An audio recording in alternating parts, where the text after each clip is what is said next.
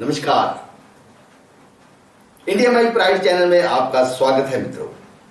तो मित्रों, बात चल रही थी मालेराव की। मालेराव पैदा हुए, जन्म हुआ और मालेराव ने पैदा होने के बाद अपनी हंसी से, अपने नन्हे कदमों से पूरे होलकर बाड़े को महका दिया। सबके चेहरों पे खुशी आ गई। मगर जैसे जैसे मालेराव बड़े होते गए तैसे तैसे उनकी आई देवी अहिल्या के चेहरे की हंसी जो है वो चिंता में बदलती गई। आइए बताते हैं घटना कि कैसे छोटे से मालेराव ने ऐसा कुछ किया कि उसको खाना पड़ा अपनी आई का थप्पड़। मगर यहां पे खंडेराव ने इस बात का जवाब कुछ अलग तरीके से दिया। दोस्तों, बात है श्रावण महीने की, जब पाउस यानी कि मॉनसून बहुत सारी हरियाली और अपना आशीर्वाद लेके आती है। हर तरह मौसम में खुशहाली महसूस होती है और मन पुलकित रहता है। पेड़ों पे झूले होते हैं, बच्चे जिन पे झूलते हैं, खूब आनंद उठाते हैं। मगर मालेराव के खेल बाकी बच्चों से अलग थे।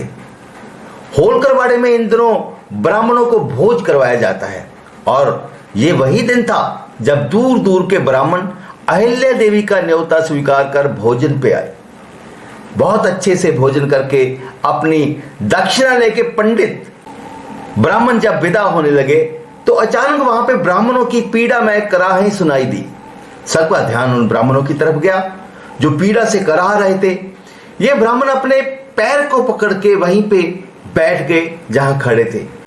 उन ब्राह्मणों के पैरों को जहरीले बिच्छू ने काटा था जो कि उनके जूते में था। सब तरफ हफड़ा दफड़ी मच गई। वैद्य जी को बुलाया गया। अहिल्या देवी का ध्यान मालेराव की तरफ गया। छोटा सा मालेराव साइड में खड़ा चुपचाप देख रहा था और अपना ये काम पूरा होने पे खुश हो रहा था। अहिल्या देवी को समझते देर नहीं लगी कि मालेराव की शरारत की वजह से आज ब्राह्मणों की जान पे बन आई है। उन्हें तुरंत मालेराव को दरवाजे के पीछे से खींच के आगे लिया और लगभग घसीटते हुए सबके बीच में आ गई और मालेराव को एक थप्पड़ रसीद कर दिया। दूसरा थप्पड़ अहिल्या देवी मारने वाली ही थी कि तब वहां पे खंडेराव पहुंच गए और अहिल्या की कलाई को जोर से पकड़ लिया और कहा, तुम्हारी हिम्मत कैसे हुई होलकर बाड़े के वारिस के ऊपर हाथ उठाने की। खंडेराव ने अहिल्या की कलाई पकड़ ली। मगर वहां पे गौतमा बाई साहब ने अहिल्या का पक्ष लिया और खंडेराव को कहा हाथ छोड़ने के लिए। खंडेराव ने अपनी आई की बात मानी और अहिल्या का हाथ छोड़ दिया। मगर यहां पे मालेराव को यह बात समझ में आ गई कि वो इस गलती के वारिस हैं और उन्हें कोई कुछ नहीं कह सकता, यहां तक कि उनकी अपनी आई भी नहीं।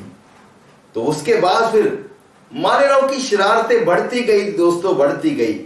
और इससे यह कहना गलत नहीं होगा कि देवी अहिल्या के मातृत्व का सफर आगे जाके बहुत ही कठिनाइयों भरा, बहुत ही परेशानियों भरा होने वाला है। आपका क्या इसके ऊपर कमेंट है? कमेंट कीजिएगा। देखते रहिए चैनल इंडिया माई प्राइड। धन्यवाद।